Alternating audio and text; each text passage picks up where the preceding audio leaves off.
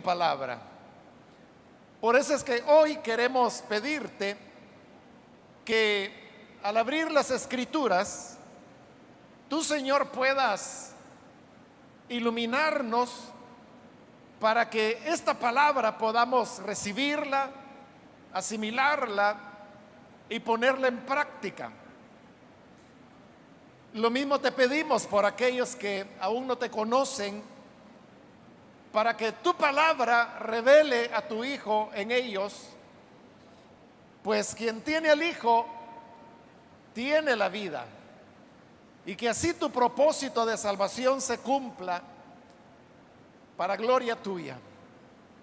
Todo esto te lo rogamos en el nombre de Jesús nuestro Señor. Amén.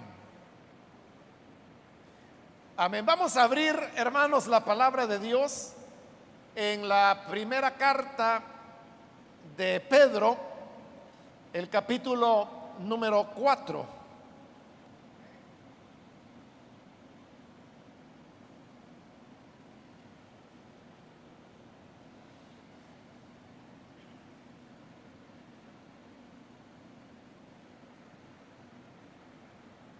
Seguimos con el estudio que estamos desarrollando en Primera de Pedro.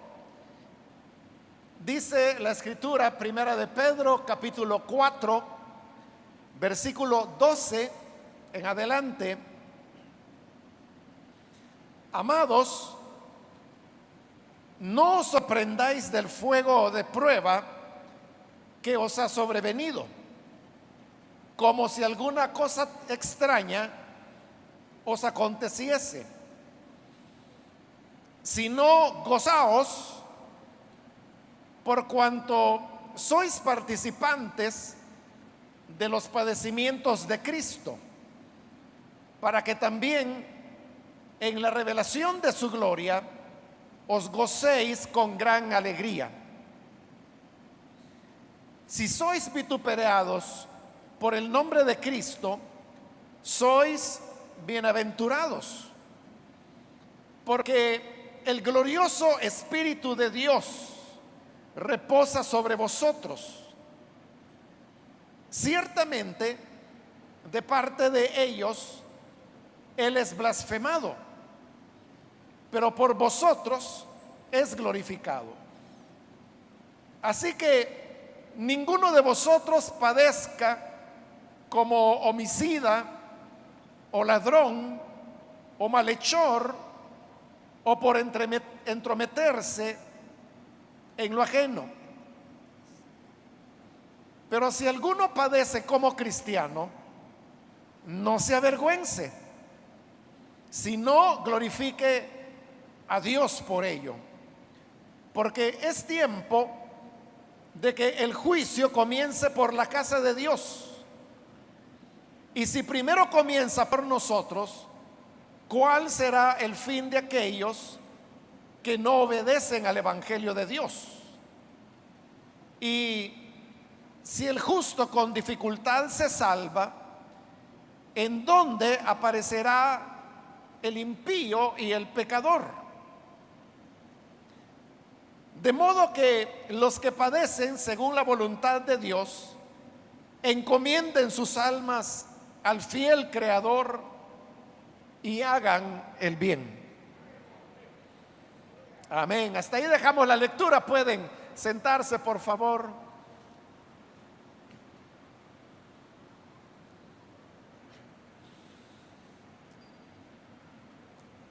Hermanos, seguimos con el recorrido que estamos haciendo por esta primera carta de Pedro. Recordará que en las últimas oportunidades la carta se ha estado enfocando en cuál debe ser la conducta de los hijos de Dios, dado que los hijos de Dios son los que han recibido privilegios como ninguna otra persona. Y como lo he dicho anteriormente, que de acuerdo al nivel de privilegios que Dios nos ha dado, así nosotros debemos actuar y comportarnos. Así han venido dándose varias recomendaciones. Y ahora, hermanos, llegamos a un tema importante, y es lo que aquí la palabra llama el fuego de la prueba. El hecho de que a las pruebas se les dé el nombre de fuego tiene varios propósitos.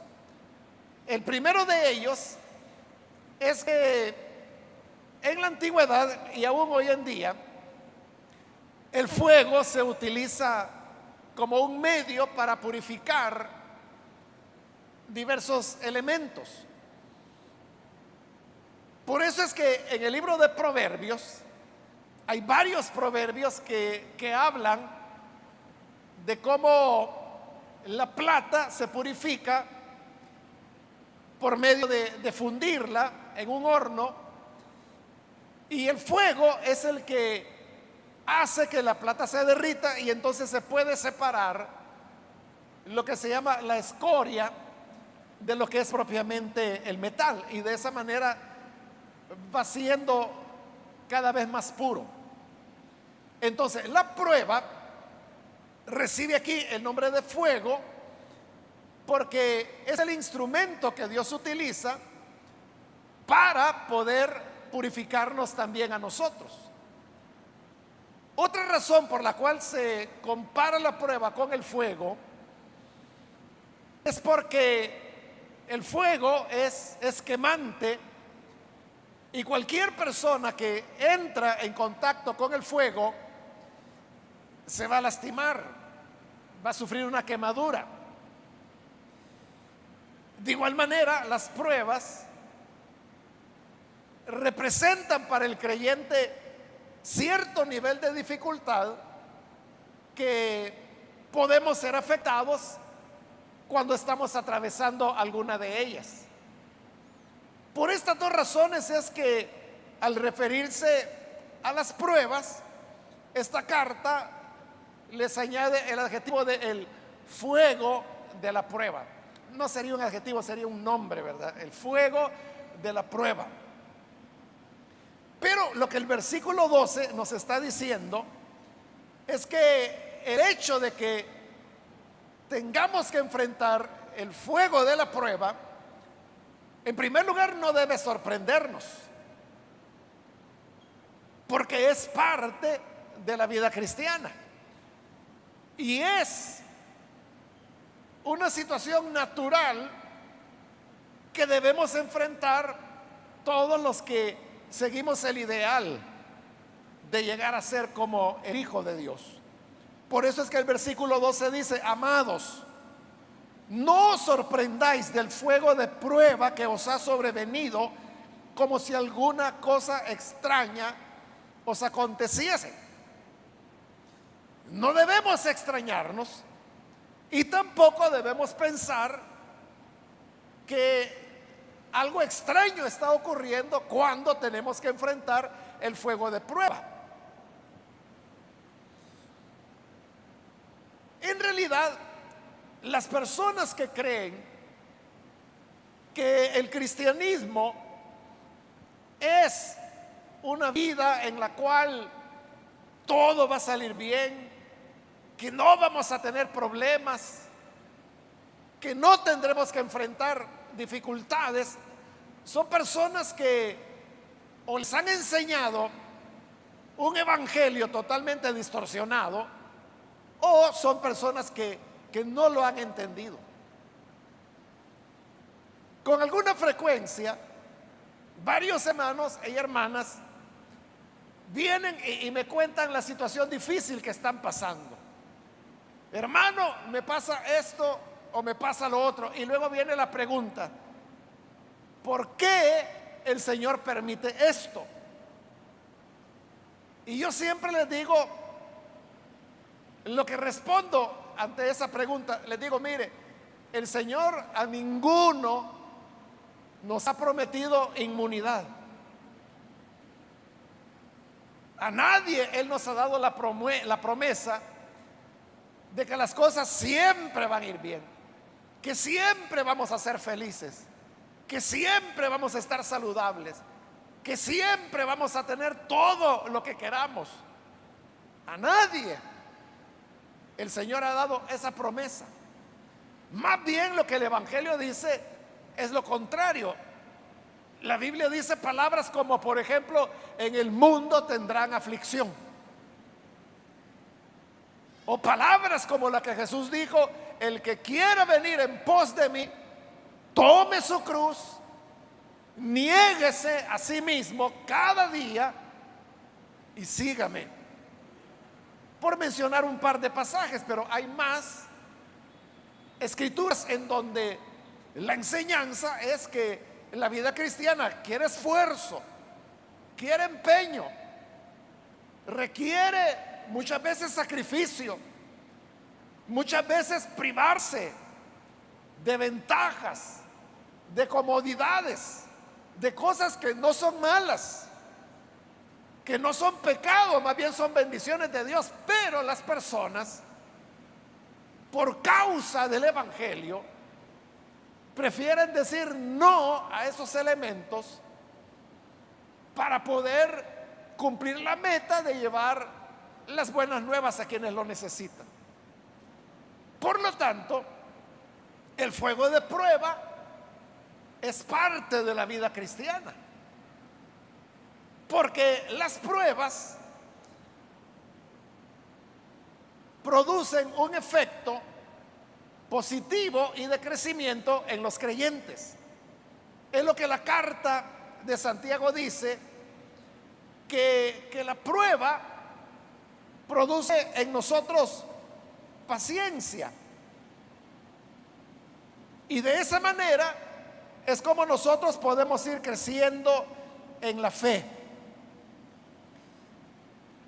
Cuando vienen, hermanos, las dificultades, simplemente estas son oportunidades que el Señor está dando para que nosotros podamos crecer, podamos madurar.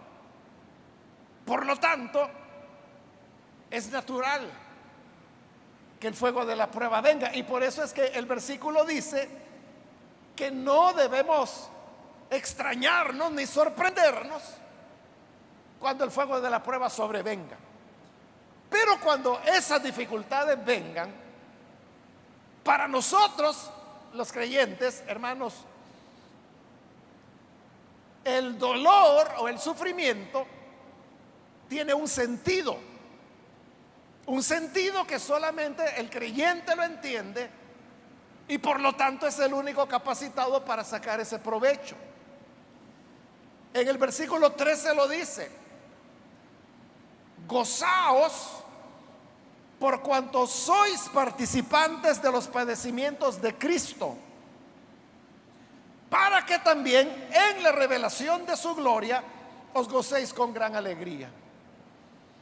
Es decir, que cuando afrontamos el fuego de prueba, que pueden ser, hermanos, cosas muy variadas, pero la prueba tiene siempre la característica de que provoca en el creyente dolor, desconcierto, incomodidad. Por eso se llama prueba precisamente, y por eso también se le está llamando fuego de prueba. Pero la diferencia es que el creyente, cuando está atravesando o enfrentando enfermedades, dolores, carencias, lo que sea, puede verlo desde una perspectiva cristiana. Y esa perspectiva es la que se dice ahí en el versículo 13, que uno debe gozarse cuando estas dificultades vienen, porque dice que por ellas somos participantes de los padecimientos de Cristo. Nosotros sabemos que Cristo padeció, Cristo se negó a sí mismo, Jesús oró allá en el Getsemaní diciéndole: Padre, si es posible que esta copa pase de mí sin que yo la beba, que así sea, pero que no se haga mi voluntad sino que la tuya. La prueba de verse destituido de la gloria y la presencia de su Padre era una copa de dolor que tenía al Señor en agonía. Esos son los padecimientos de Cristo.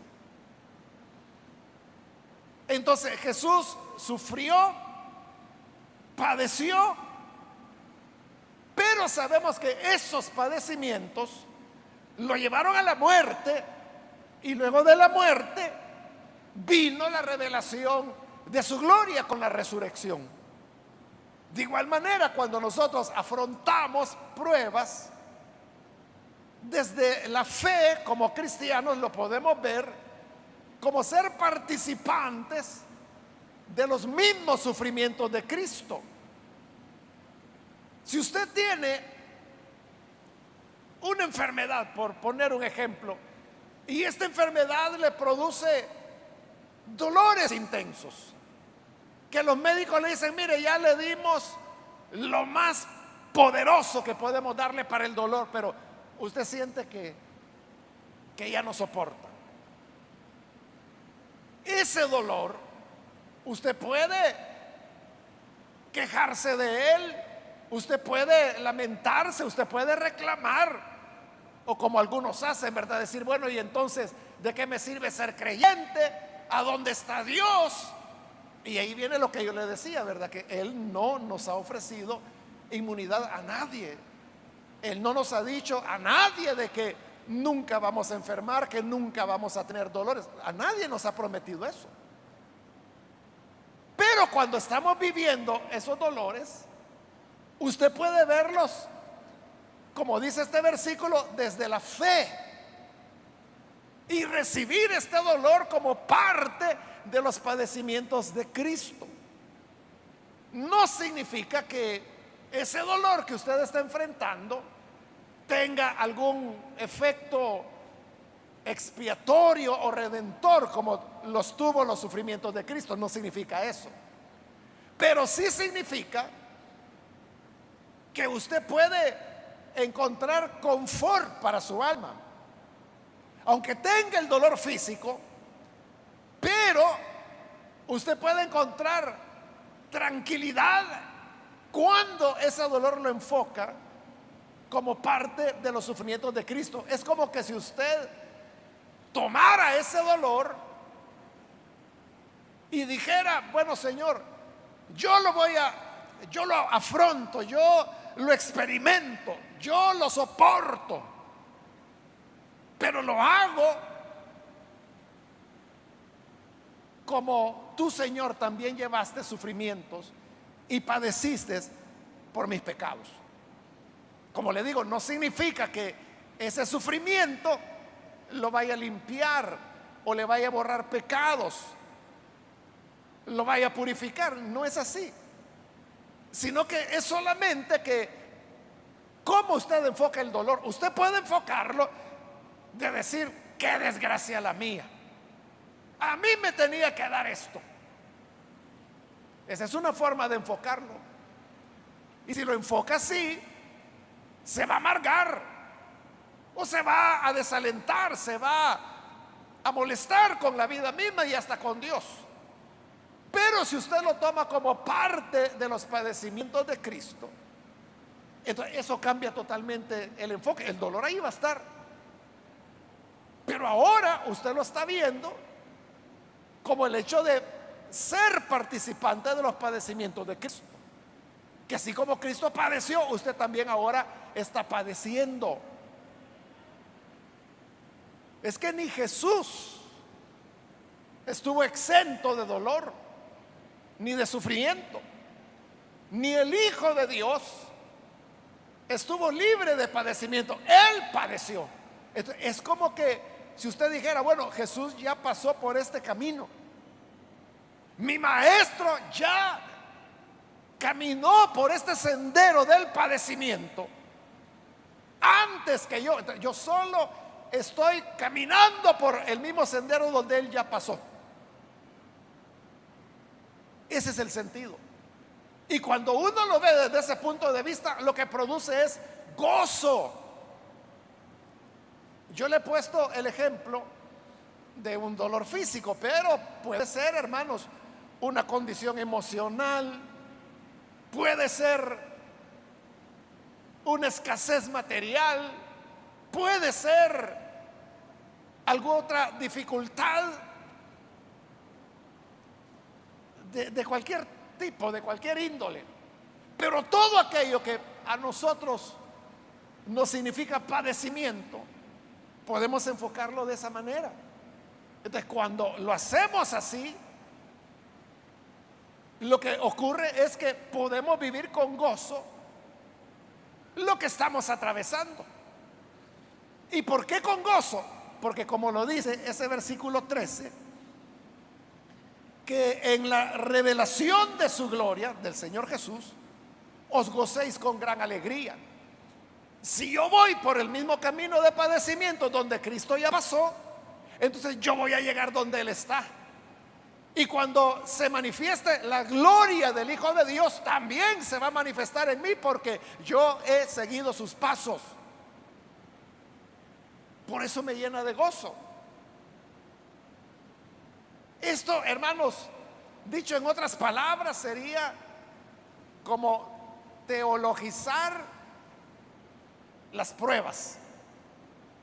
Es decir, que a las pruebas, a las dificultades del diario vivir, usted le saca un provecho teológico o espiritual, si quiere llamarle así, porque lo está viendo como parte del seguimiento a Jesús.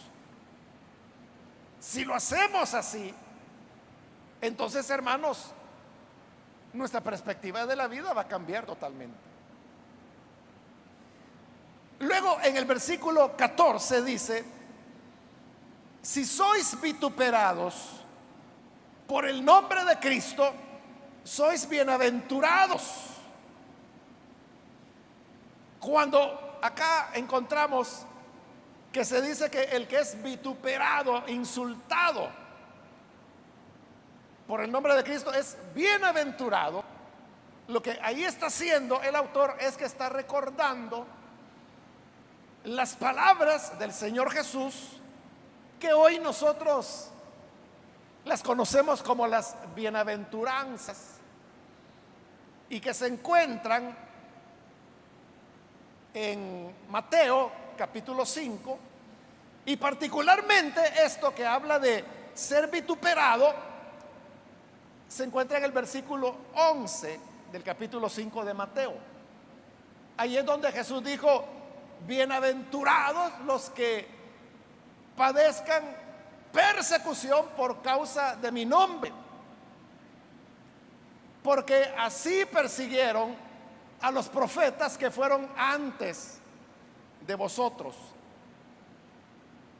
Entonces, trayendo a memoria esa palabra, esa promesa, esa bienaventuranza que Jesús había pronunciado, ahora lo traen aquí y dice: sois bienaventurados, perdón, si sois vituperados por el nombre de Cristo, sois bienaventurados.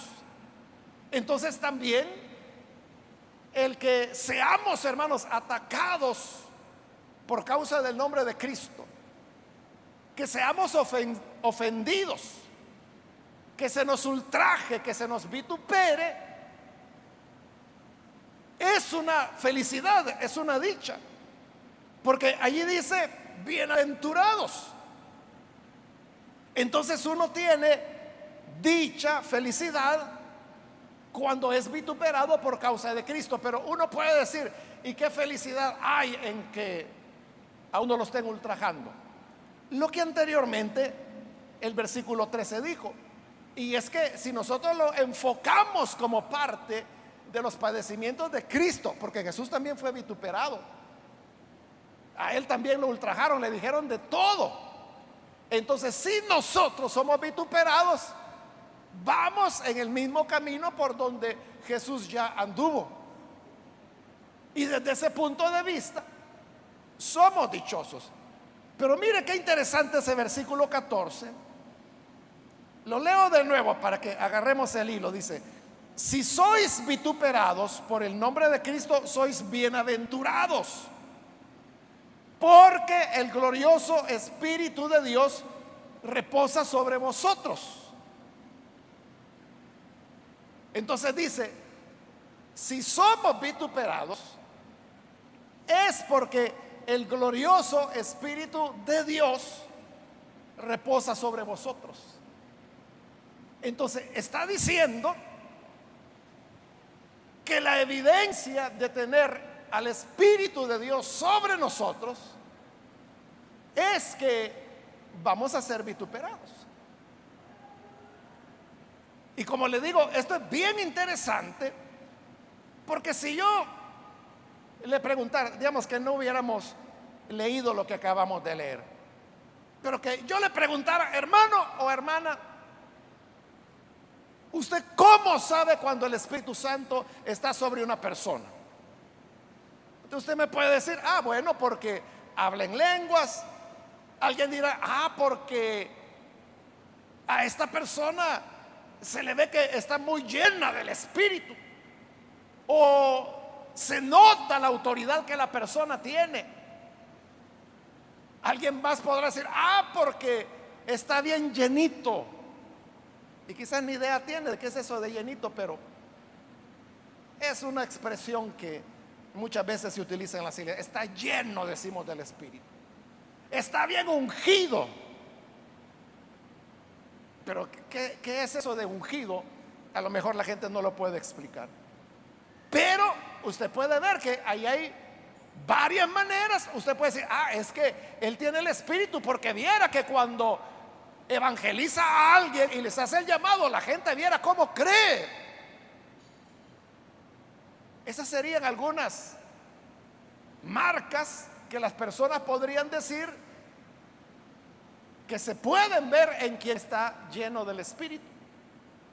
Pero a nadie, hermano, se le va a ocurrir decir que la evidencia de tener el Espíritu Santo es que lo insulten. A nadie se le ocurriría eso, ¿verdad? Pero es lo que está diciendo el versículo 14. Fíjese, si sois vituperados por el nombre de Cristo, sois bienaventurados, porque el glorioso Espíritu de Dios reposa sobre vosotros. ¿Cuál es la señal de que el Espíritu de Dios reposa sobre una persona? Que lo van a insultar, lo van a ofender, lo van a ultrajar, le van a decir, hermano, de todo lo que usted se puede imaginar y hasta lo que no imagina. Y todo por causa del nombre de Cristo. Esa es la evidencia. Entonces, desde este punto de vista podemos nosotros preguntarnos que si alguna vez usted ha recibido alguna ofensa, o lo han ultrajado, o lo han ofendido, claro, por causa de Cristo. Y no, como dice el versículo 15, ninguno de vosotros padezca como homicida, o ladrón, o malhechor, o por entrometerse en lo ajeno. Es decir, si alguien lo ultraja porque usted anda robando, eso no es ninguna bienaventuranza ni ninguna señal de que el Espíritu de Dios reposa en usted. Igual si lo vituperan por ser homicida, por ser malhechor, o por entrometerse en lo ajeno. O sea, si por eso lo ultrajan, no le digo pues de que lo tenga ganado, pero uno entiende de que esa es la reacción natural de la gente, de los que no tienen a Cristo. Pero la cuestión es que cuando los vituperios vienen por causa de Cristo, y por causa de Cristo significa que usted está viviendo como Él vive, que usted está enseñando y sosteniendo el mensaje de Jesús. Lo que Él dijo, lo que Él enseñó, lo que Él condenó, usted lo hace, y por esa imitación de Jesús le ultrajan. Entonces, si es así, es porque el Espíritu de Dios reposa sobre usted. Fíjese que en el original, en el griego, Esto del Espíritu es bien enfático, porque lo que dice es así: porque el glorioso Espíritu, el de Dios, reposa sobre vosotros.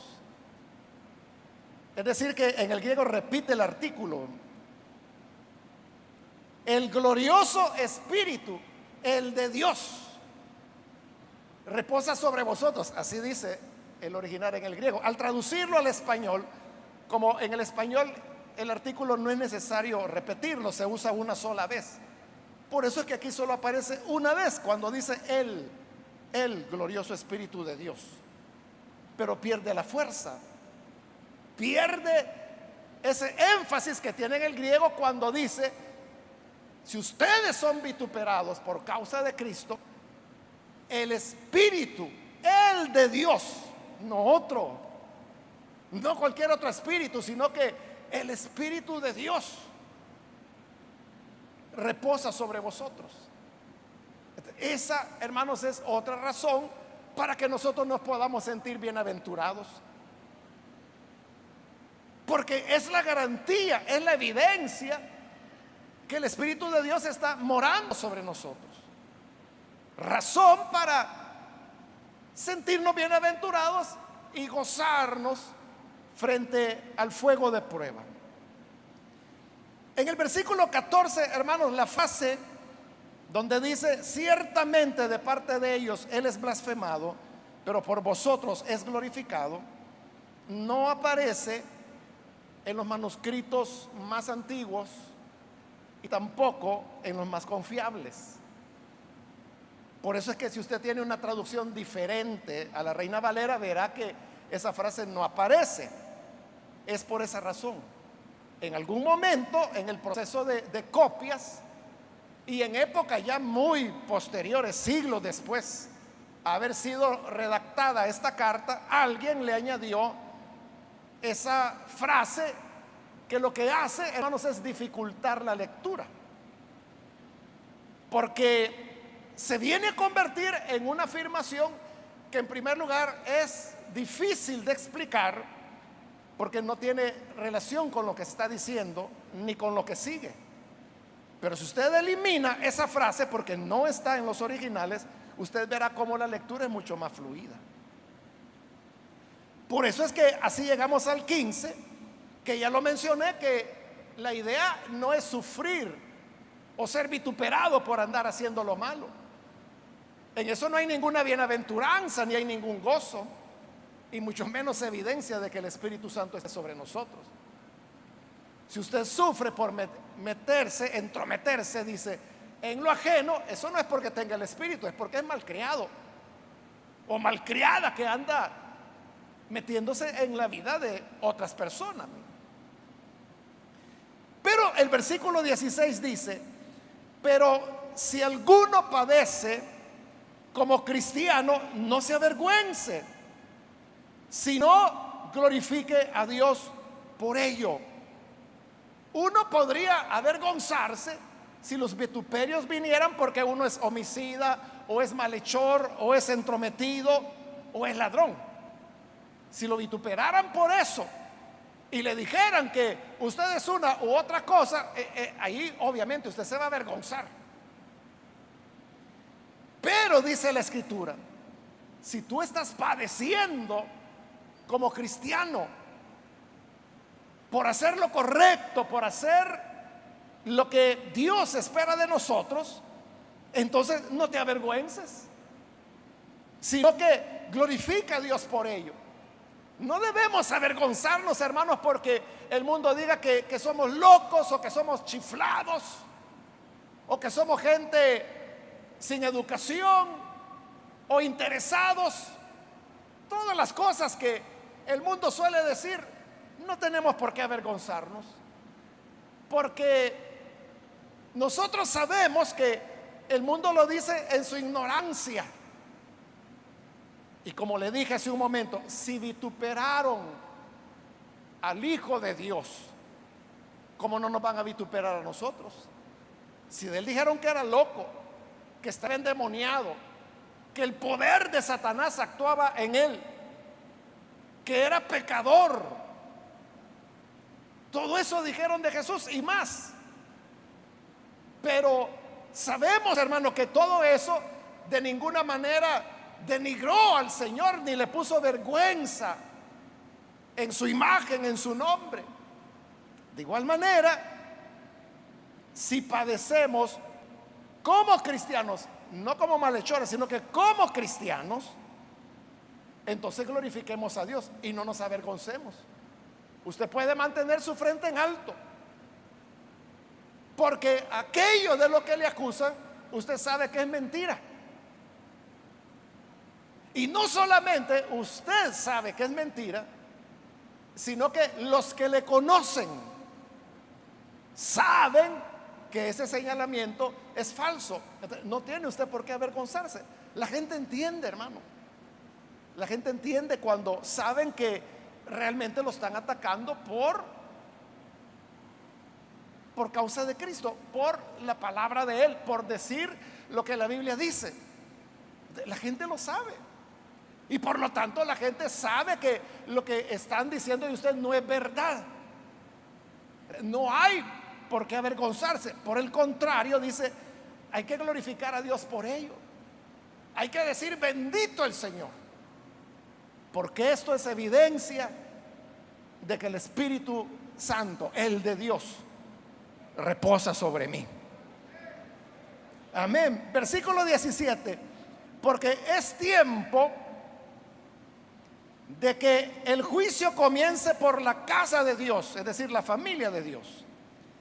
Y si primero comienza por nosotros, ¿cuál será el fin de aquellos que no obedecen al Evangelio de Dios?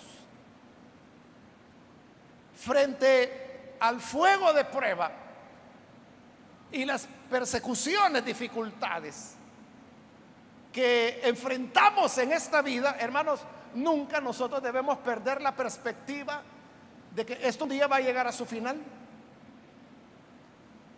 Este mundo, este sistema, un día va a terminar. Y cuando termine, entonces vendrá el juicio de Dios, el momento cuando tendremos que dar cuentas delante de Dios.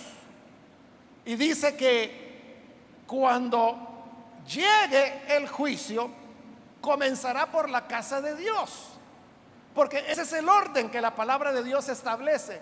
Y es que nosotros los creyentes vamos a comparecer ante el tribunal de Cristo inmediatamente después del arrebatamiento de la iglesia, que es el evento profético o escatológico, si lo quiere llamar así, que va a desencadenar todos los demás eventos.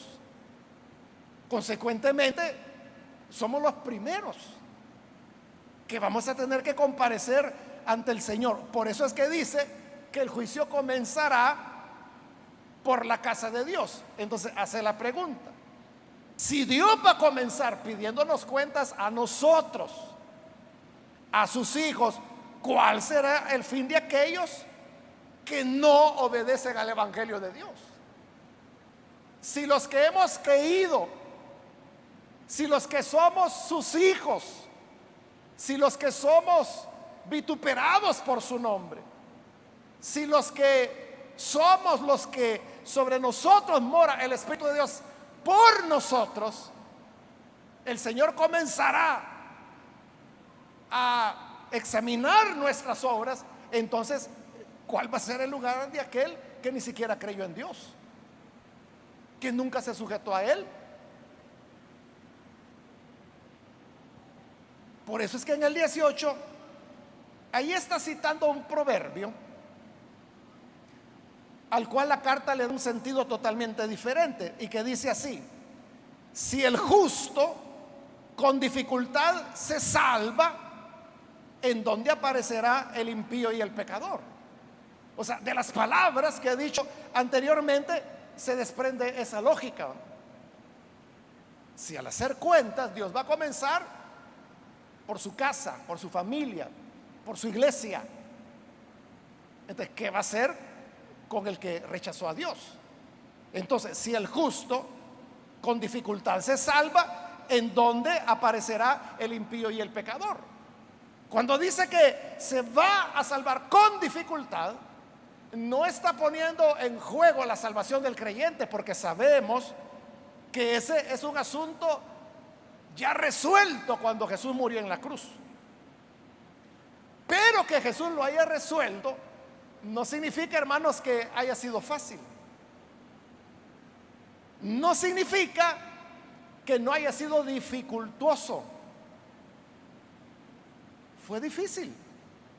Dios tuvo que entregar a su Hijo. Esa sangre, la sangre del Dios hombre, se necesitó para el perdón de nuestros pecados. Entonces nuestra salvación fue dificultosa, pero creímos, y por haber creído nos salvamos, pero no fácilmente.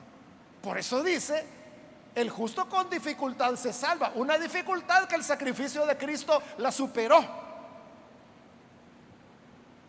pero grande dificultad el que cree.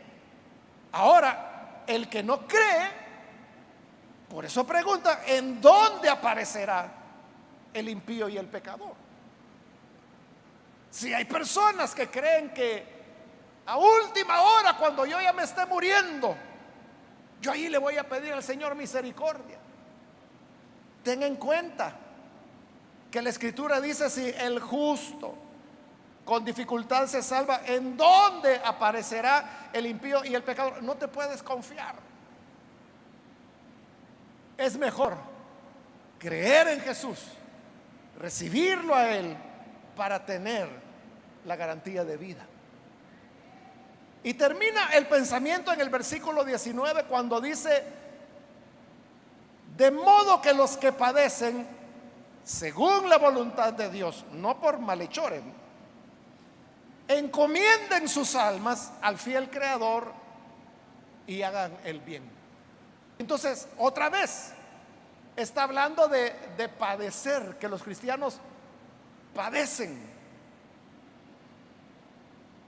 Los que padecen, dice, según la voluntad de Dios, encomienden sus almas al fiel Creador y hagan el bien.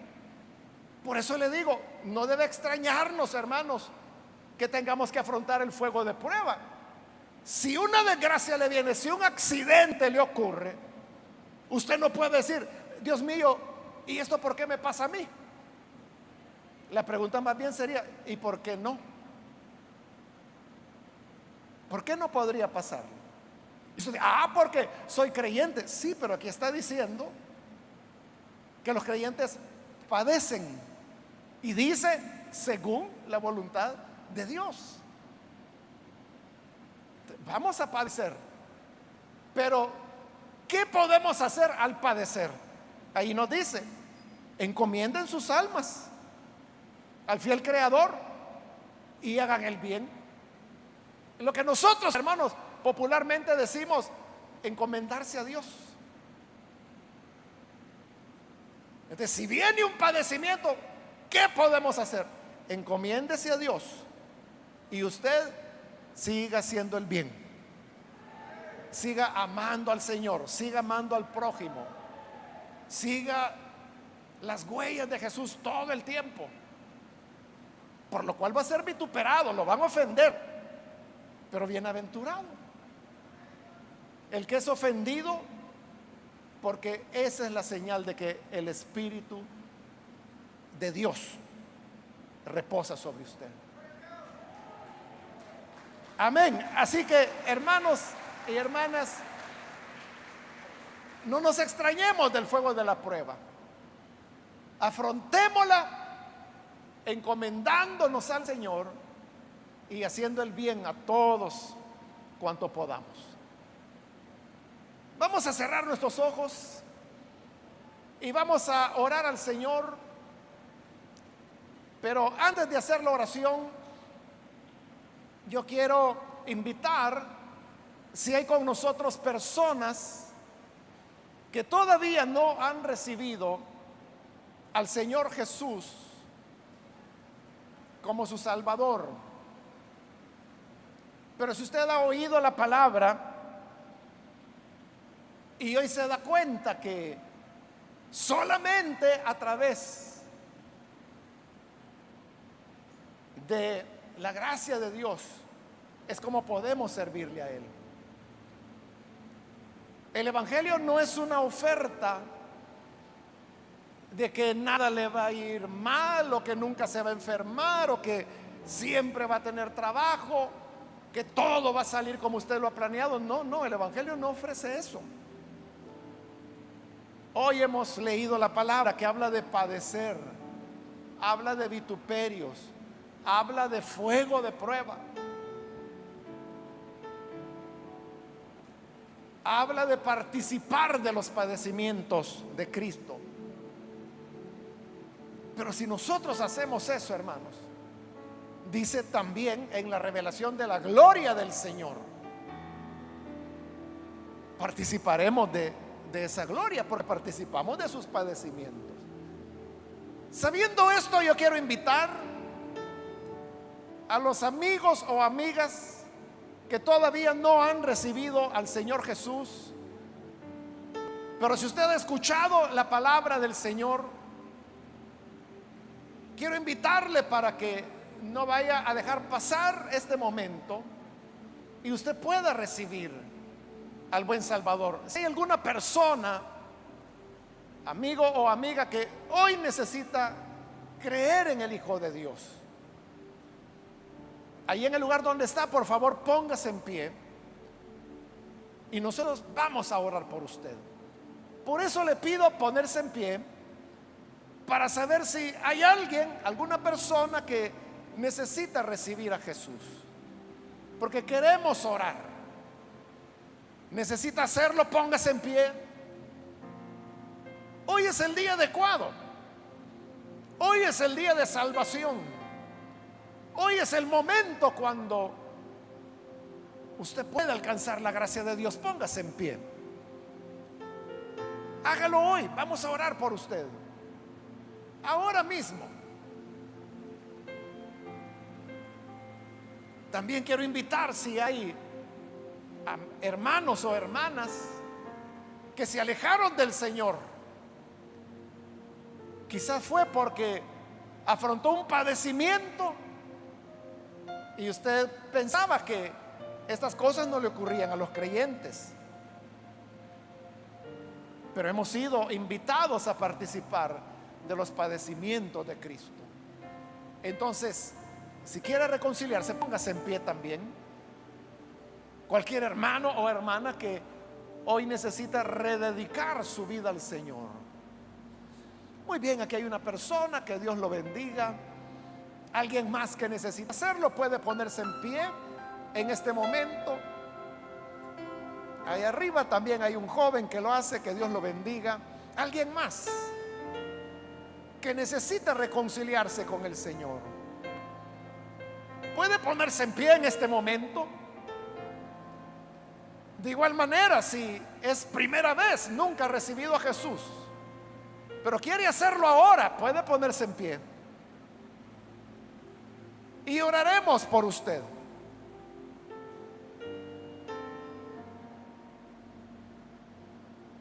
¿Hay alguien más? Muy bien, de este lado hay otra persona, que Dios la bendiga. ¿Alguien más que necesita hacerlo?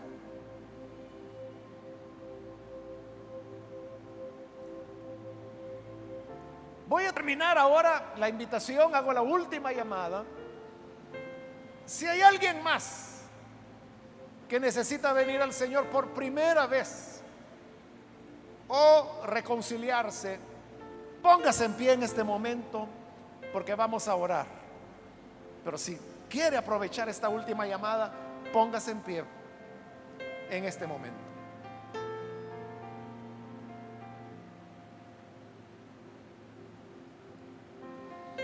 A usted que nos ve por televisión, quiero invitarle para que se una con las personas que aquí están recibiendo al Señor o reconciliándose con Él. Ore con nosotros. Gracias, Señor, por tu palabra, porque ella nos ilumina, nos instruye, nos guía, y a través de ella nos damos cuenta, Señor, que tú eres quien padeció en primer lugar. De manera que cuando nosotros padecemos, solo estamos yendo por el camino donde tú fuiste primero, y así somos participantes de tus padecimientos. Por eso te rogamos para aquellos que hoy se arrepienten o se reconcilian, los que están en este lugar o que ven, oyen a través de los medios de comunicación. Llega, Padre, a cada persona para redimirles, salvarles, restaurarles, y que así tu nombre sea glorificado. Ayúdanos, Señor, para que ante el fuego de prueba nos regocijemos, para que frente a los vituperios no nos avergoncemos, sino que bendigamos tu nombre por eso. Gracias, porque esa es la evidencia que tu Espíritu reposa sobre nosotros. Por esto te bendecimos, Señor, por ese inmenso privilegio. A ti sea la gloria hoy y siempre. Amén y amén.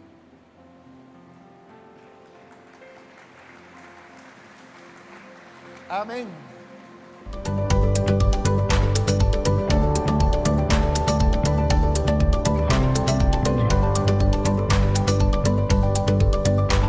Si usted ha aceptado a Jesús como su Salvador, llámenos al 2294-9596 y oraremos por usted.